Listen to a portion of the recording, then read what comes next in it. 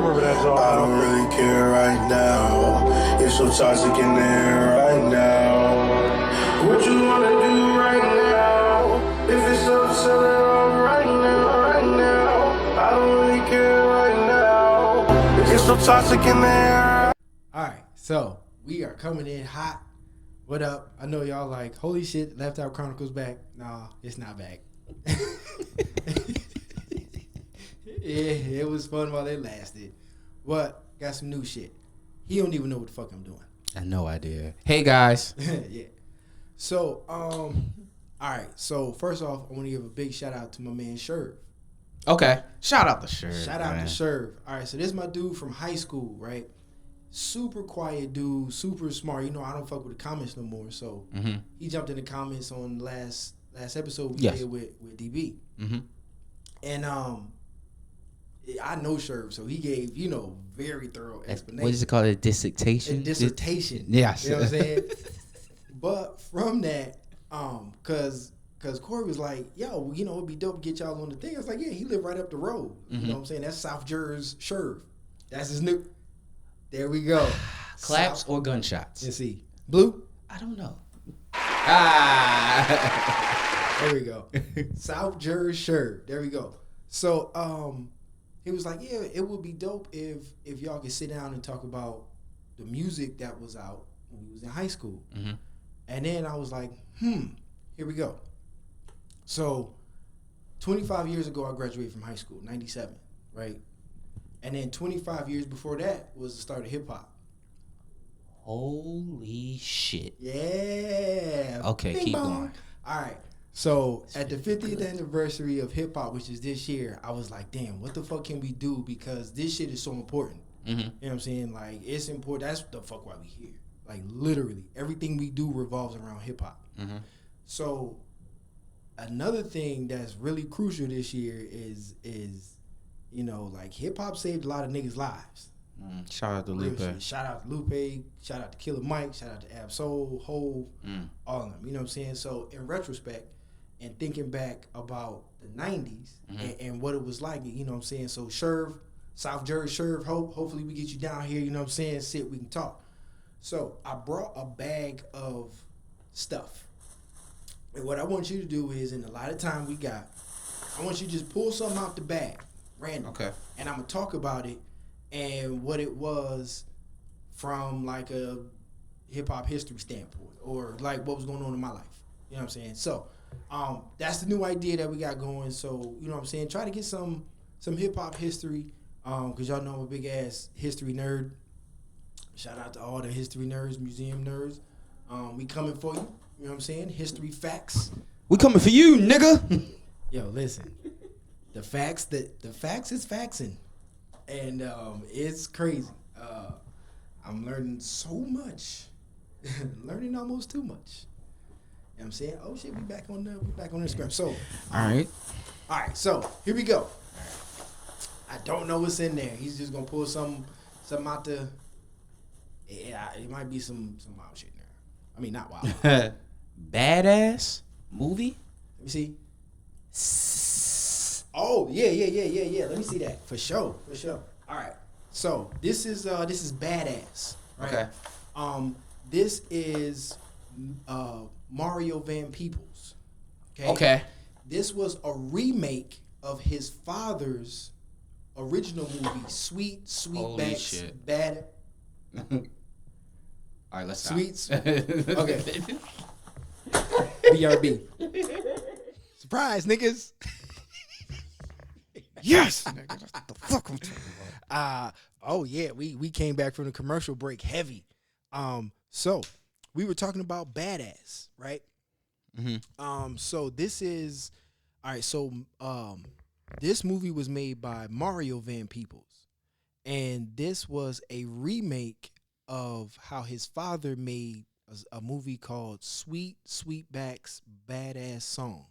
And this was a satire, right?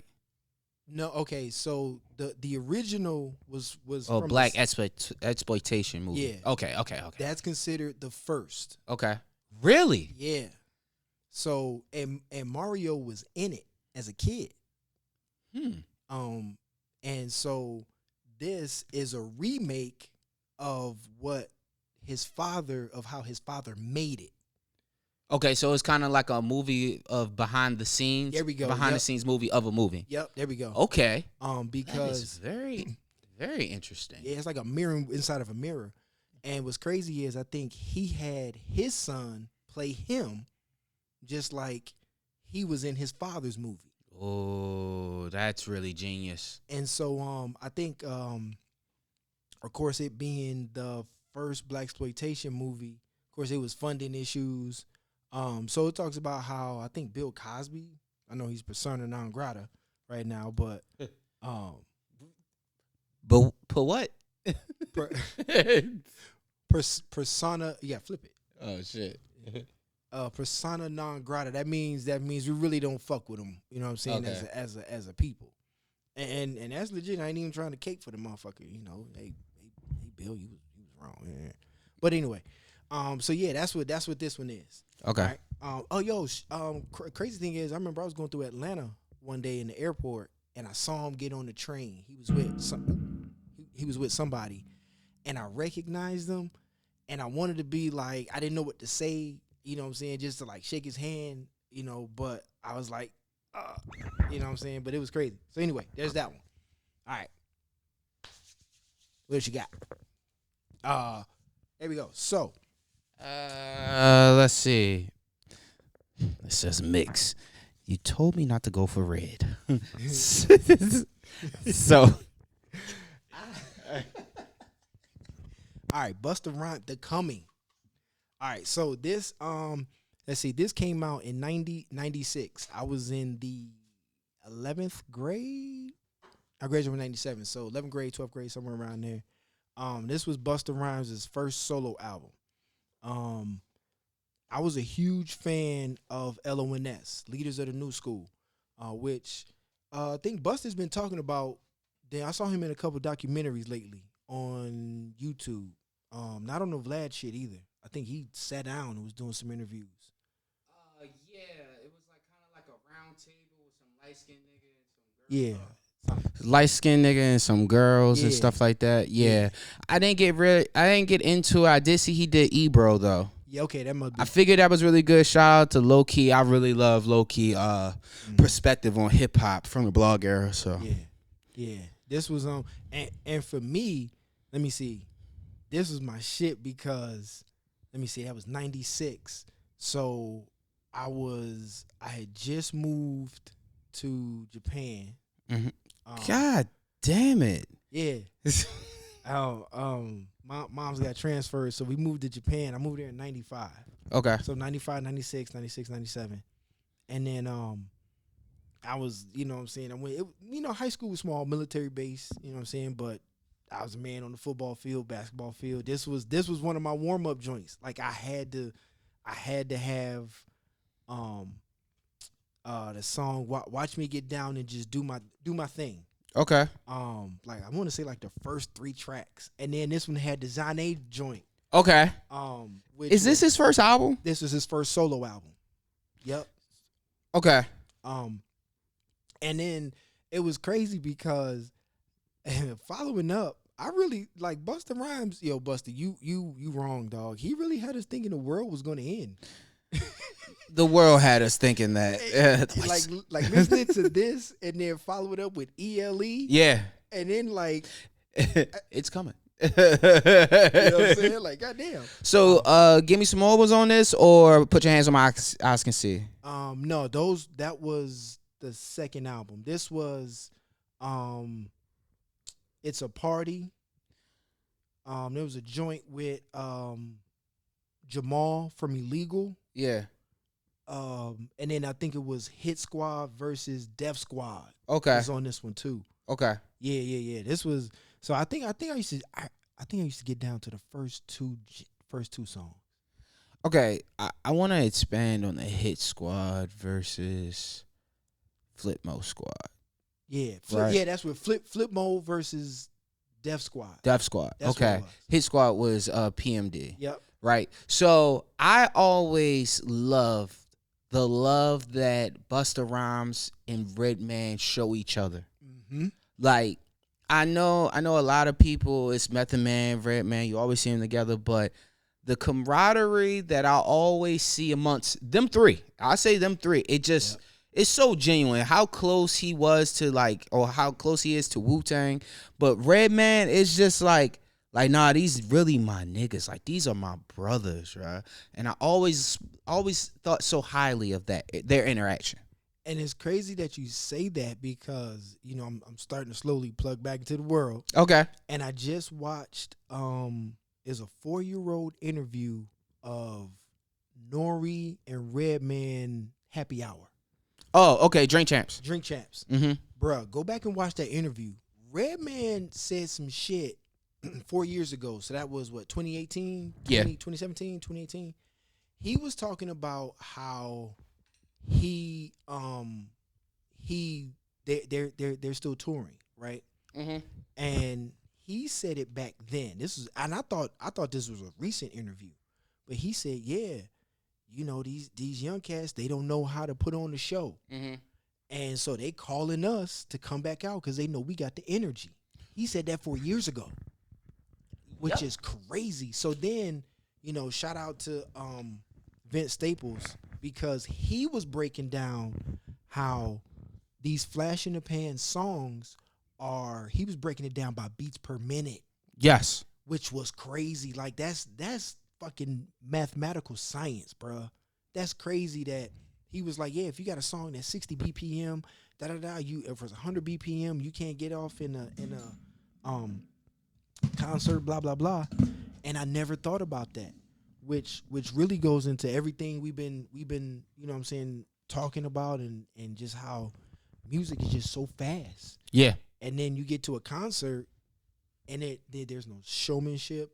But anyway, in that same interview, he big up Busta. Mm-hmm. I guess it was he was supposed to be on a track, and he was like, yo, that's my dog. But he said, man, it was some label shit. But it was like, he was like, dude, if it wasn't for that, he was like, Busta, you know you my man. Like, I always go back to, there's a clip, or there's a scene, I'm sorry, in Hard Not Life, right? That's the name of the movie, right? The tour? Yeah, Backstage. Yeah, Backstage. It's a scene in Backstage where they show clips. It's Busta hugging either Method Man or Redman, and he's just like, you got niggas popping out of the cases. You got niggas flying, and he just hugging them, and he's smiling. And it's just beautiful, bro. Yeah. Like, and to your point about showmanship, there a couple weeks ago, Amazon was running 50 years of hip hop, like concerts. They did one. It was Pusha T and it was the Clips and Rick Ross. But the last one they did was the Lox. It was the Lox, Method Man and Redman, and Brooke. Damn, why I can't think of Brooke name? Young joint from Brooklyn. But she opened up. Don't play with it. That girl. God damn it, I can't think of her name. Brooke. Damn it. But yeah, she opened. Then it was Method Man and Redman. Then it was the Lots. The showmanship that they gave a perfect show. It was just the fact that they were on cue, finishing every other word of their partner. A nice little dance routine, I guess. But them just understanding that, yes, Lola Brooke. Okay. Them understanding that I paid money for this, bro. Right. I paid money for this. And that's the biggest thing at this point is, I know a lot of people, when I say I go to concerts and like what I pay for concerts, I want to see a show, bro. I don't want to be like, you doing the music, you perform it, and then half the song is you going like this. Yeah. I don't want that. I don't want you panning to the crowd to finish every fucking song, bro. Right. I didn't pay for these niggas to sing. I paid for you to sing, nigga. Like, right. And that's been a big thing and a big debate with people. I have this gripe against Babyface Ray. I seen Babyface Ray perform at Made in America, and the performance was ass. The performance was ass. He just moving around, walking back and forth with a bottle in his hand. No energy, no nothing. Now, shout out to my man Evan. My man Evan, he made a point. He was like, you are a constant. I believe he said you're a constant concert goer, so you expect a lot more than the average concert goer. Mm-hmm. And I get that because I critique it. I critique it because it's like, bro, niggas is paying good money and you just doing whatever the fuck you want. The bare minimum. Yes. And it's like, bro, if you don't want to be here, bro, don't show me that. Right. I don't care to see that. Like, but yeah, yo, shout out to Redman, Method Man, and all of that, man. Mm-hmm. Busta. What's your favorite Busta album? Ooh, that is a gotcha question. Not gonna lie. All right, Busta Rhymes is one of my favorite rappers. There is no bad. Like all of them are my favorites. Like if you was to ask, like Busta's in my top 5, and I usually don't. Very rare to hear. I know. Whoa. I've never. Ooh, y'all getting a lot out of me tonight. That's why I've never gotten into the conversations. I've always noticed that. You are very fucking quiet. Top 5, top 10. In fact, in the last episode, 2 episodes, you were like, why does it have to be a top 5? And that stuck with me only because I'm like, why you say it like that? But then I thought about it like, this nigga's never given. You don't give that answer. It's so abstract. So what is it? We're here now. So what the fuck is it? All right. So my top 5 would be Jay-Z. Not in no particular order. Oh, god damn it. Y'all niggas kill me with that. Okay. All Put right. it in order, bro. I give you an order. Okay. Say it with your chest. Nas. Okay. Jay-Z. Okay. Busta Rhymes. Okay. Redman. And Ice Cube. That is a very That is my top 5. interesting top 5. Yes. Ta-da. Y'all finally got out of me. Yo. Yep. It's not a bad top 5. Right. Only time I've ever heard Redman being listed is Eminem. It must be a Detroit thing. Detroit niggas love Redman. You know what? Well, not quite a nigga, but still. Yeah. But yeah, and part of it is like Nas. You know what I'm saying? It's not so much because I was listening to some of his lyrics. Some of his lyrics are really ass. Nas. Okay. Like I'm like, but the longevity, right? Because I remember when Illmatic came out, I was 14. Mm-hmm. Here we go. And I just remember that feeling of seeing young black guys. You know what I'm saying? We was young, we was black, we was teenagers. Mobb Deep was out. Illegal was out. Who is Illegal? I know Jamal And Mally G. Molly G. So okay, that explains why they were always on Redman shit. Yep. So Jamal, I don't know what happened in that group, but Jamal ended up going with Eric Sermon and Busta Rhymes, and then Maul ended up going with Snoop. He was on Doggy Style. That's who that was. Yes. Yeah. Austin, I remember your point. Yep. Dallas Austin was talking about this. Yeah. They were initially signed to LaFace. Yes. Out of Atlanta. They both of them ended up with Snoop. I believe their name was Illegal. Okay. Yeah. Yes. So they're on Doggy Style. Pause. They on Snoop's first album, right? Yep. L.A. Reid told Dallas Austin, well, we need them back, right? Mm-hmm. And Dallas Austin was like, you want me to go get them back from Death Row? From Suge Knight, nigga. Suge Knight, right. So they ended up getting them back. He did say Jamal is doing good. Okay. This was on Questlove podcast. He was talking about it. Okay. But yes, okay, now I get it. Yeah. So they both were with Death Row at one point, but Jamal I seen more often Because because he initially went with Busta Rhymes and Hit Squad. Oh, okay. Def Squad and them. Or no, Okay.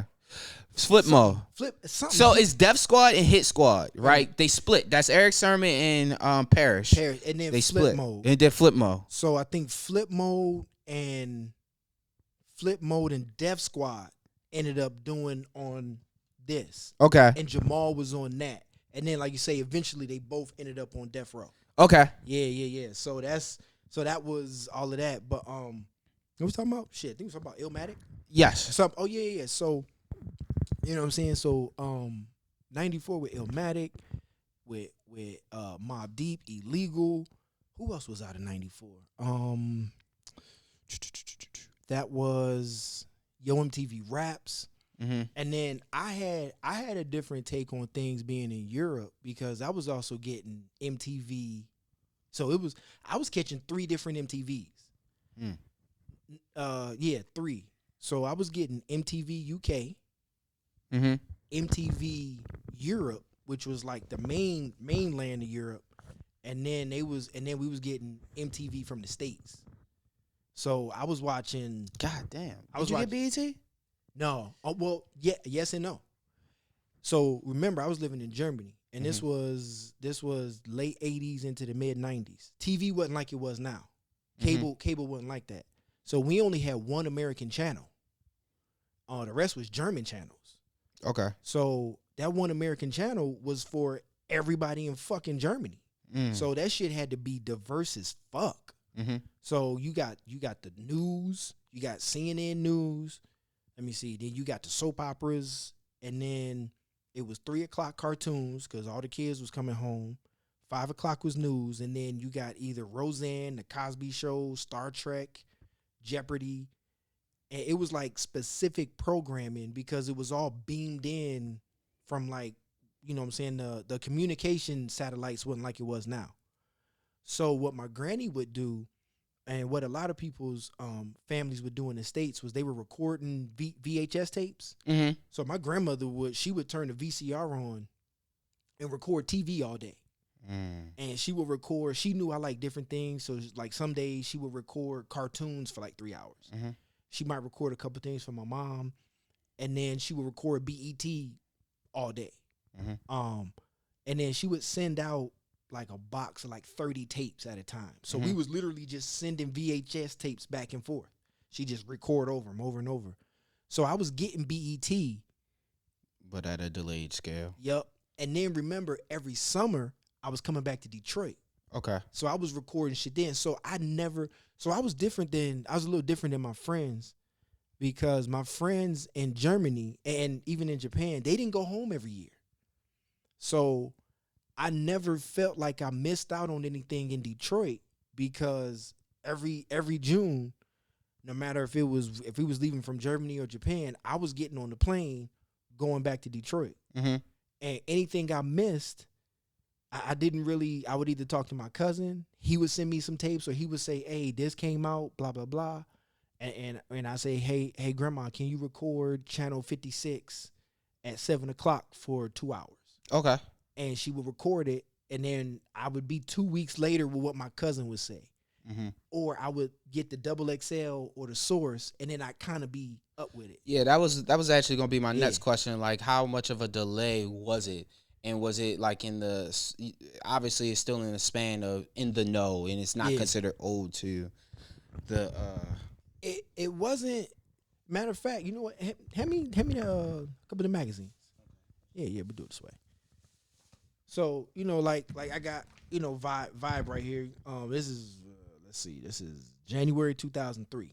Right, it's best solo album. Best solo artist Hove. Right. So even in the 80s and the 90s, we would still get magazines on time. Okay. You know what I'm saying? Okay. So I've been reading Word Up and Right On and Jet and The Source. I remember when The Source was a fucking newsletter. Mm-hmm. You know what I'm saying? I remember when it was fucking Benzino in the almighty RSO. I remember, you know what I'm saying? And I was like, they was like, yeah, Benzino got a magazine. I'm like, the gangster nigga? Like the gangster nigga is correct. Because yo, I mean, and so we was able to keep up with some, and then remember also with the military, people always moving. Mm-hmm. So Word of mouth. I had friends who, like, we would start the school year together, and we wouldn't finish, or their parents would be shipped out, you know, shipped off somewhere, and then we had people coming in. So that's how we learned a lot of the gang shit, because we had dudes moving from the States who was banging 107 Grape Street, Shit, I tell you a quick story. This was the late 80s, mid 90s, when like the only choice motherfuckers had was to go to the army or go to jail.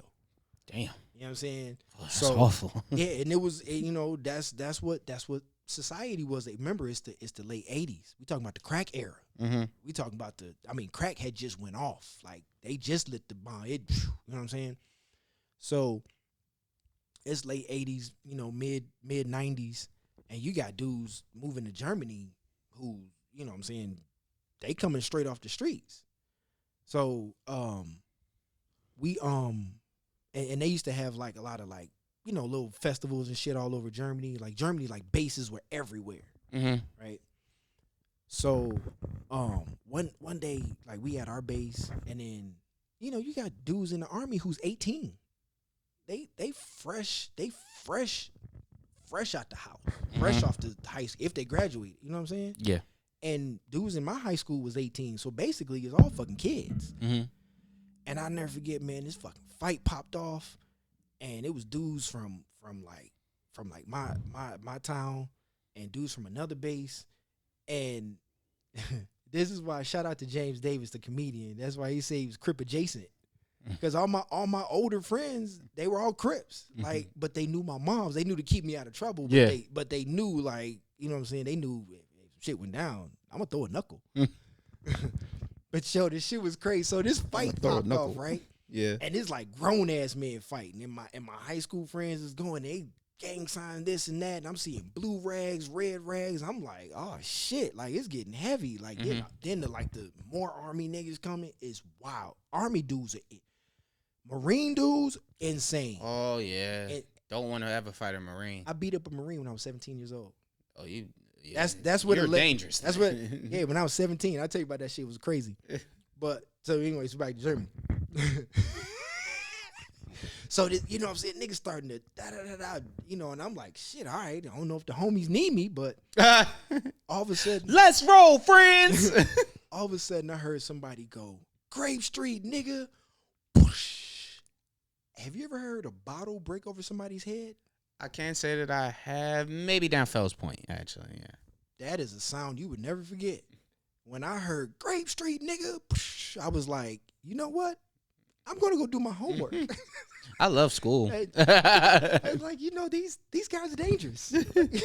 But anyway. But that's what it was for me in the 90s, in the 80s and 90s. You know what I'm saying? So we was getting so much hip hop. All right, what you got? No Limit. I may get fried for this one. You won't. Not by me. Here's why. So I did not get into No Limit until I got to college in like 98. That's perfect. Simply because now he was already out. Okay. But I remember looking at the CD rack in the PX. PX and BX is like the military base Walmart. Okay. So I remember being in there, and I remember looking at the CDs, and I think Supreme. No. Was it that? What came before that one? Iron Man, and this, and I think they had Tikal sitting up there, and Master P. Shout out to Master P. You were really ahead of your fucking time, but your covers always looked so cheesy to me. That's the only reason I overlooked anything No Limit. That's why I said I'm probably gonna get fried. I'm sorry. All right, so yeah, you might get fried. I'm gonna be honest. I love the Cash Money and No Limit covers. Okay.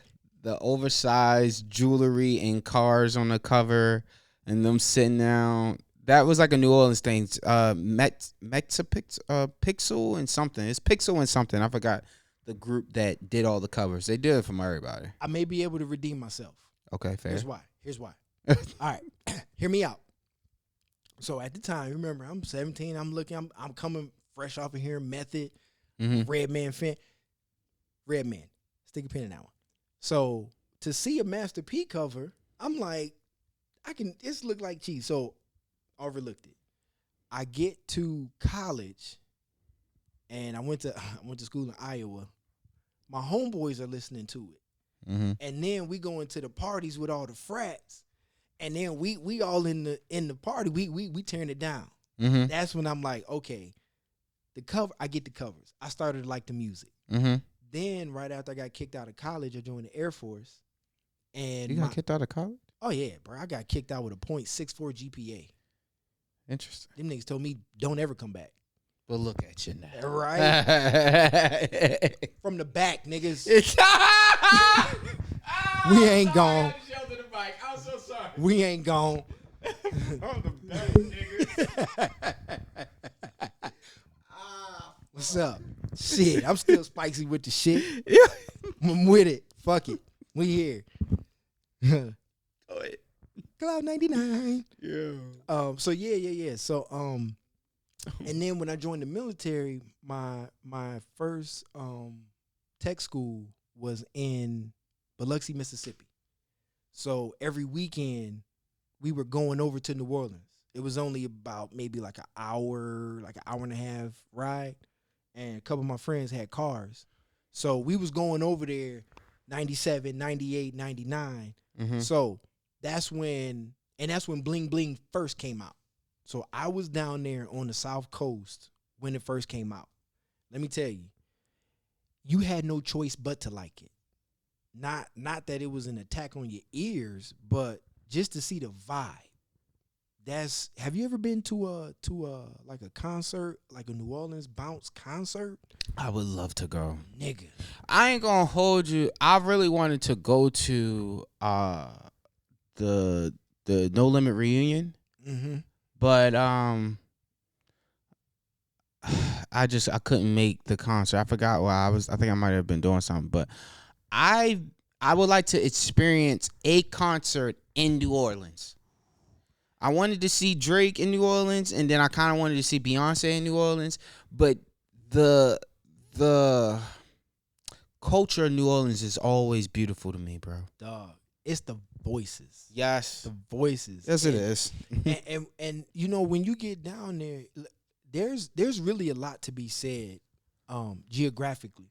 Especially like, yo, anybody in Baltimore, DC, y'all just don't know how wound up we are. Like, when we drive, like, nigga, we are terrible on the road. But we're not terrible to each other here in this area, in the 695. You know that when you go other places. So the vibe of down there in New Orleans is so different. Like, it is literally calming. Let me ask you something. I hope I don't get flamed for this. Is it possible to consider New Orleans bounce sound mirroring go-go? Ooh. Are you asking the music fan or culture? Ooh. That's a hard one to answer because I've been studying migration patterns. Okay. So we're here. So to say that music is copies each other, especially now, it's unfair. Because intrinsically our sound is everywhere. So, and then you have to think about who we are as people. We really don't know. So we don't know where we're from specifically, right? We got to guess with Ancestry.com, and they trying. Give them that. Sorry. I was a kid, bro. and you know, and I don't mean to be disparaging to anybody who's looking up their history, their ancestry. No. This is me just being a super fucking nerd. you got to look at how people spread across cultures, across the country, right? So the music is spread with it. So, like, let's take, for example, our ancestors in the fields who, when they sang those hymns, you know, wade in the water. Hey, go wade in the water. When it hits, you know where to move, right? But you also got to remember, you know, just like we move around. Like I heard somebody say the other day, oh, they put Trump in jail. It's gonna be a civil war. Shut the fuck up. Who's gonna fight? Who you gonna fight for the North or the South? Yeah. Niggas don't even know We don't Maryland's even the know. South. Right. Right. So you got to think about. You got to think people moving through the land. What are we taking with us? Right. If you move to Oklahoma, you're gonna take Baltimore with you. Yeah. You're gonna take the sound. You're gonna take the culture. And then you're gonna find a way to mix it in with where you at. Just like, I know I've been living in Maryland too long. I was in Atlanta a couple years ago. I went to a Subway, and you know, she was, you know, the lady was putting the things on my sandwich, and instinctively I said, yeah, let me get some, you know, honey mustard, some black pepper, and some Old Bay. She said, what's that? Very common. For here. Yes. But I was in Atlanta. Yeah. And it just came out. Because I you know what I'm saying? So, and if I started going to that Subway regularly, asking for Old Bay, eventually that lady's going to say, you know what? Maybe I should stock some. Then she's going to add it to the menu. Then another customer's going to try it. So I just put a little bit of Baltimore in Atlanta. So did Atlanta copy the Old Bay Subway sandwich? Or did somebody just kind of sprinkle a little bit on it? Did Go-Go steal from New Orleans Bounce? Or maybe somewhere in between, there's a lot of connections in the history of the music. I wonder if there's a connection. I'm not too, and please, for my New Orleans subscribers and listeners, please do not kill me on this. I'm just very curious, and if you are a New Orleans native, I'd love to have this conversation with you. But bounce music, I also think other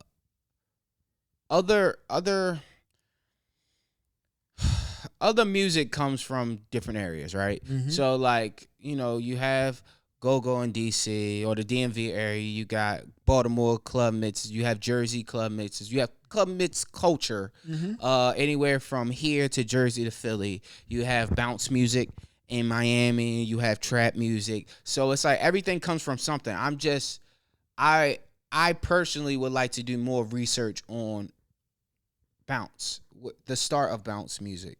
I'm not sure if it comes from bass music in Florida, but you know, I'm not saying that it's I'm just saying it's compatible. That's really all I was saying. As far as like Go-Go and being like a niche sound for certain people in certain areas and stuff like that. But man, shout out to, and another thing, I love Go-Go now.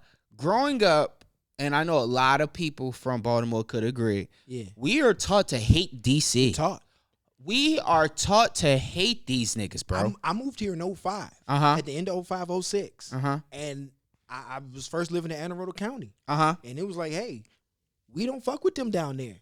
I was never told why. Never given a reason. I was never given a fucking reason. Yeah. And I'm going to be honest, DC niggas are some of my greatest friends, bro. Like, in fact, I love to like work with DC niggas because they work hard. And they fucking hilarious. Yo, fucking funny. Shout out to Twan. You remember Twan? Shout out to Twan. One of the funniest niggas I ever met, bro. But DC niggas, it's just like, I don't know, growing up, I don't know why we were taught that, but we were taught that. Shout out to all my DC and DMV niggas. I'm still a Baltimore nigga that does not consider us a part of the DMV.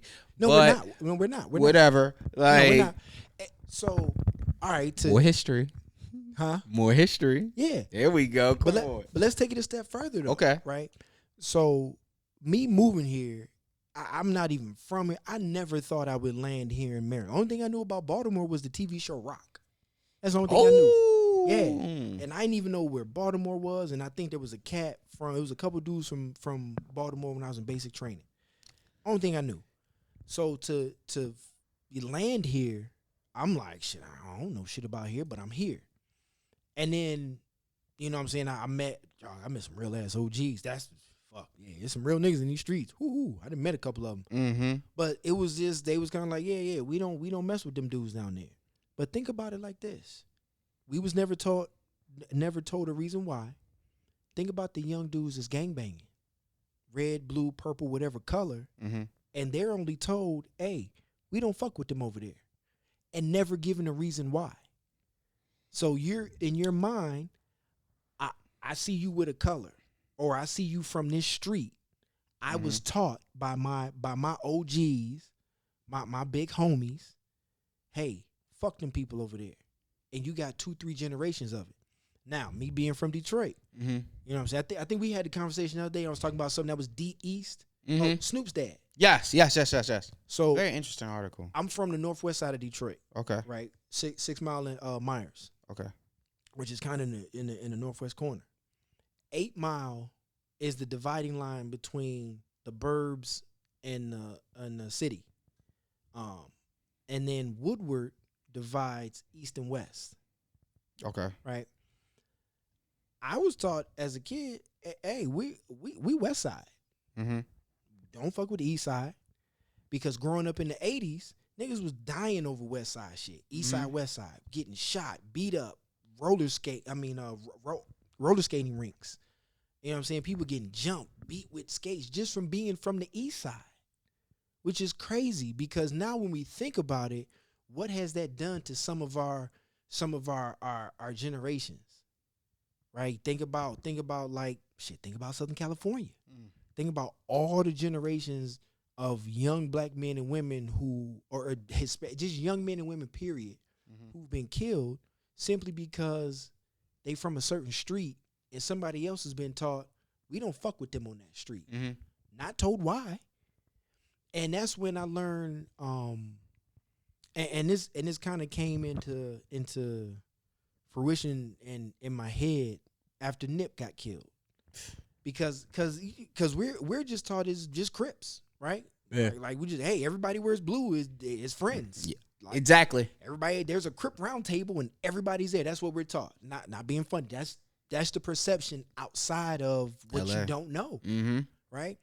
And this is why a song like Ice Cube's My Summer Vacation was important, because he was talking about dudes in the 80s and the 90s who was moving through the country, moving cocaine through the country.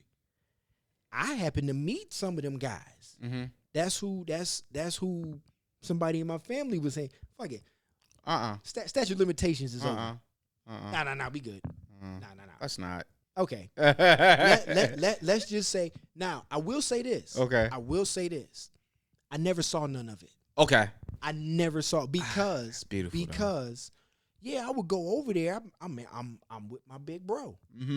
And you know, we go over there, and it was never wild. Yeah. It was just a chill house. I knew what was in the back room. That's what you grew up knowing. But at the same time, they would tell me, hey, go outside.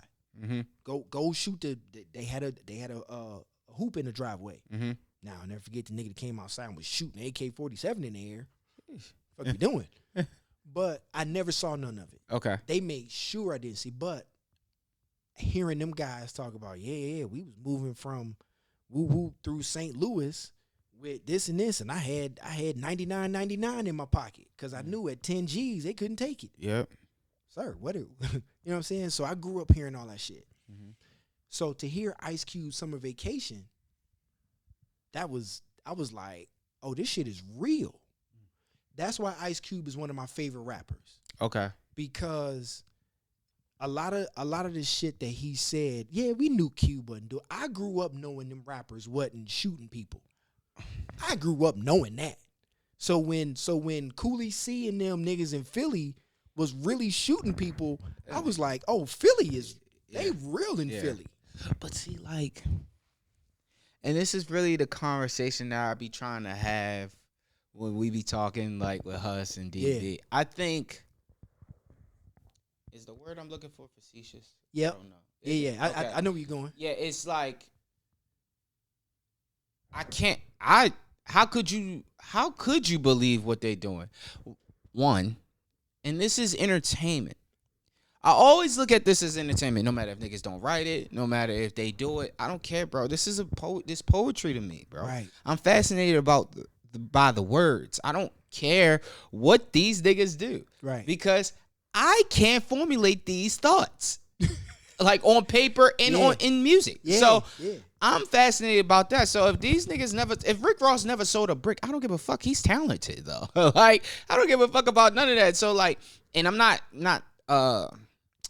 singling them out as far as like Huss and DB and stuff like that. I don't care. That does not deter me from listening to their music because, I know they ain't did that. I don't give a fuck, nigga. Because I know I ain't gonna do it. It's like one of them things that niggas say, you pussy, you can't beat me. So it's kind of like, for me, it's like, these niggas don't rap what they did. But I also ain't doing it neither. So who the fuck cares? Like, I hope that's a good correlation, but whatever. And that's why I never bought into the Nas versus Jay-Z beef. Shut the hell up. I know that dog is going ham. Like, goddamn. I never bought into the Nas Jay-Z beef because it was kind of like, I think somebody was like, yeah, niggas from Brooklyn and Queens was duking it out. I'm like, bruh, first of all, Nas don't know you. Mm-hmm. Jay-Z don't know you. Mm-hmm. So if you in a club and you standing on a chair with Ether come on and you get hit with a chair, what? Why? But to that point, I was that way as a child. As a child in middle school, and I'm pretty sure Norm has made this reference before too. Yeah. A child in middle school, you like, I'm riding, we gonna fight over that, this, that. But as an adult, to have that mindset and to take it that far, and I've learned what to debate, which are really arguments, but niggas disguise it as a debate. Right. What to really argue with niggas about when it comes to those kind of things. So it's like, in more recent years, I've been more open to listening to Nas music. Mm-hmm. And at that time, without judgment, I say if it's good or not. And Illmatic isn't good. So I'm sorry. But that's a point of reference right there. I've been at work and took the time to listen to Illmatic while I'm at work. Mm-hmm. And I just didn't like it. It has nothing to do with Hove. It just has to do with the content. And I just did not like it. Right. In that, and I don't want to take it back to that episode, but that's really what it is. Like, as you mature, you understand that this is just entertainment, bro. Like, it don't matter, bro. But I also feel like because niggas started to grow up and think that, that's when they started to include, I sold this amount of records. I am a platinum selling out. Like, that kind of conversation always bothered me because when niggas bring that shit up in debates, they like, well, he sold 100,000 records. It's like, so let's be for real. And I always use this talking point. When it comes time to account for music, if I bought an album and I did not like it, I cannot get my money back. When you buying CDs, they just don't do it. They don't give you your money back. I don't think they ever did that. They might give you store credit, but the purchase was already there. So I am accounted for of this 100,000 records that were sold. Right. People don't take that into consideration. So you can't really justify that as to a talking point because at the end of the day, if I didn't like it, it don't matter because I still bought it. And then you have, so like for example, when they say, well, such and such artist sold, 1 million records, and we should like them for that reason. Yes. I wasn't one of those million people. I don't like this motherfucker. You're trying to convince me. Right. By numbers. Yeah. But there again, to bring it on back to, they need numbers. Mm-hmm. Everything is numbers to them. Mm-hmm. And that's supposed to need more reading. And on top of that, it's when you really think about it, people always say, you can't argue statistics. You can't argue that stat, which is true to a point in order to justify it. But what's up? No, I'm saying speaking of statistics. Oh, just speaking to that, it's like That is true, but again, back to my point. If I didn't like the record, I'm still accounted for as a person that purchased it. All right, so let me ask you a question. Let's say you got 3 people sitting right here, right? Well, let's say 4. Okay. Oh, fuck it, 4 people. And you asking them what's your favorite color, red or blue? 3 of them say blue, 1 of them says red. I could get on the news and say 75% of Americans like the color blue. I only asked 4 people. 75% of Americans? Wait, well, hold up. Y'all didn't ask me. What if I like the color green? So everything is arbitrary. So that's why when it comes to rap, when it comes to, you know what I'm saying, people saying, and this is why I never really got into the top 5 conversation. I love the way you circle back to this. Because it's like, if I say that Ice Cube is my favorite rapper, well, he didn't sell enough records. Well, you didn't buy him. Yeah. I did. And I fucking loved him. Redman. Bro, one day, this was about 10 years ago, Mom's was like, you still like Redman? I was like, damn, she knows how much I love Redman growing up.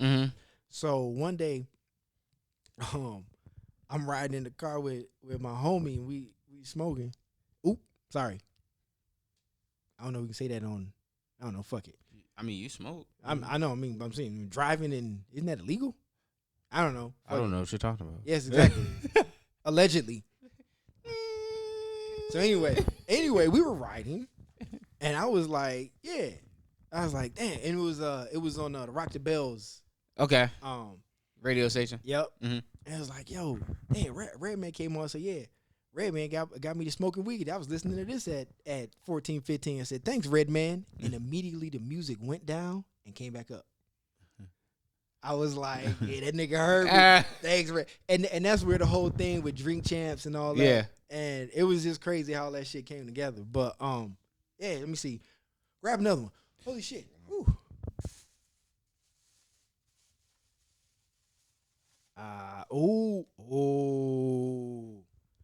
Naughty by Nature, 1993. Okay. By the way, these are all originals. These aren't like rebought CDs. Like, these are my CDs. You see, I put my little symbol on it. The little AL.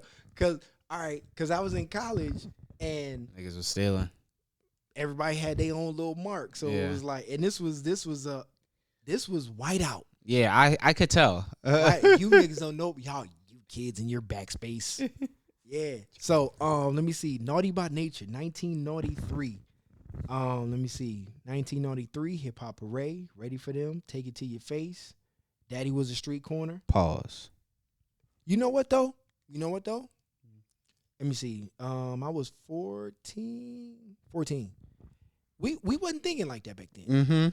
I knew that when Tretch came on, Take It to Your Face, man, he was gonna beat you the fuck up. I hear the stories about Tretch being very violent. Tretch is, yes. Yeah. Like, and what's crazy is one of the dudes who I used to hang out with, like, he used to kind of like run in that direction. Oh, I knew, bruh, I met some dangerous niggas down here. Yeah, Buster was talking about a time he had seen Tretch in a club, and Tretch was like, "Yo, we got you," and he had a machete. Bro, that chain he used to wear, yeah. He beat niggas with that chain. Like, everybody was like, yeah, that chain is not a prop. Tretch is, but that's the thing. So like number 5, Daddy Was a Street Corner. How do we grow up? A lot of us grew up on the street. And I think in Tretch's case, like, he was like him and X, you know what I'm saying? I think it was like homeless, you know what I'm saying, as young kids just surviving. So I think for Tretch to come up, I think it was like a blessing for him to, something happened where he found himself rapping. Okay. And that was his outlet. Okay. Because I think he said some shit like he was on his way to a grave. So that's why a song like Daddy Was a Street Corner, The Hood Comes First. You know what I'm saying? Cruddy Click, Knock 'Em Out the Box. I think Hot Potato had Freddie Fox on it. Wow. Bumpy Knuckles. Yes.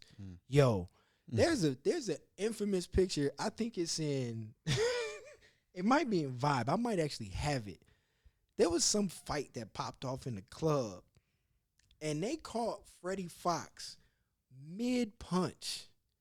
Whoever he punched, I felt sorry for that person, but it was the perfect fucking shot because you just seen him like this. It was fucking crazy. Sleeping on Jersey, written on your kitten, bruh.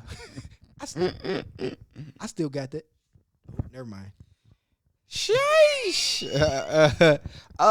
Where does Treach rank for you as far as lyricism? I always hear, okay, all right, fair, but I always hear that he was,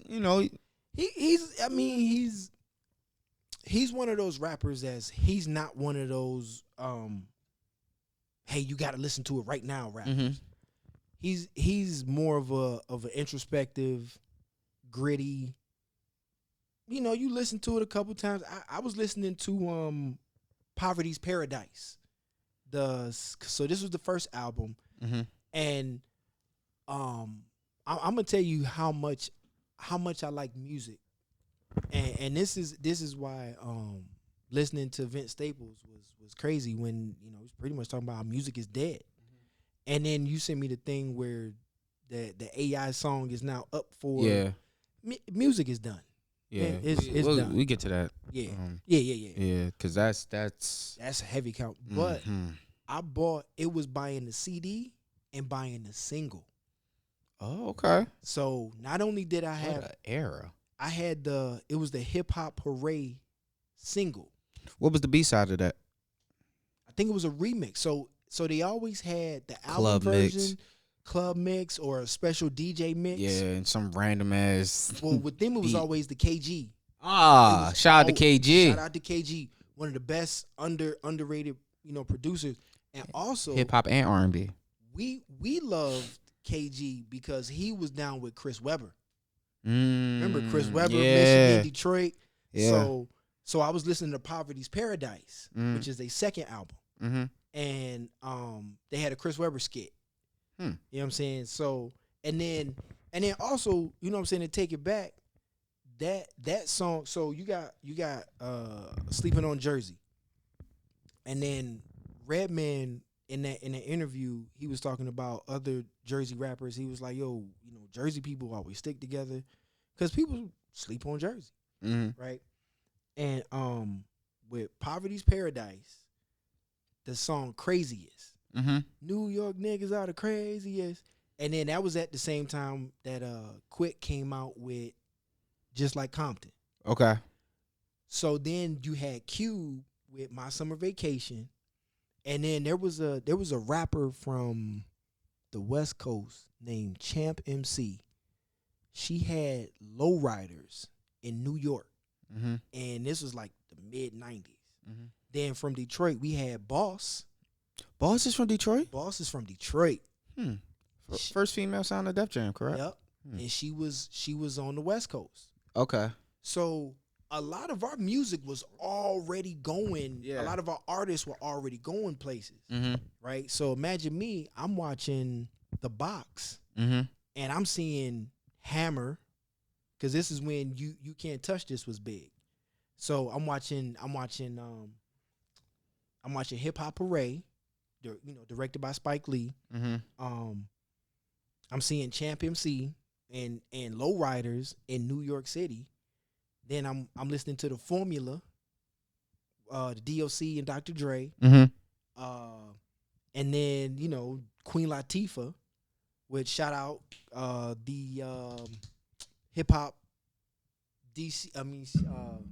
Block Party. Okay. Shout out to Team hooking the brother up with the ticket. So this is all that era, right? So I'm hearing all of this, and so for me it was never, all right, well, we in Detroit, we only gonna listen to this. Nah, I'm listening to a Jersey rap group, and I'm listening to Queen Latifah, and then EPMD, and Boss is in Detroit. Everybody in Detroit is like, yo, you hear Boss, so we listening to Boss. Then on top of that, we listening to West Coast rap. So at least for me, I was never locked into one particular era. Okay. Or area. You know what I'm saying? So I was listening to everything. and that's why I just have so much shit. I just ended up collecting it all to where at the 50-year point, and that's and I get, oh shit, we got 5 minutes left. I don't know. You want to go for an hour? Or, I don't know. All right. So and I guess in yeah, fuck it, we can put a stamp on it. Just thinking, especially this year, Souls of Mischief, right? Showmanship. Souls of Mischief, they are doing 93 shows. 93 shows. I'm 44 years old. Them dudes is older than me. 93, and they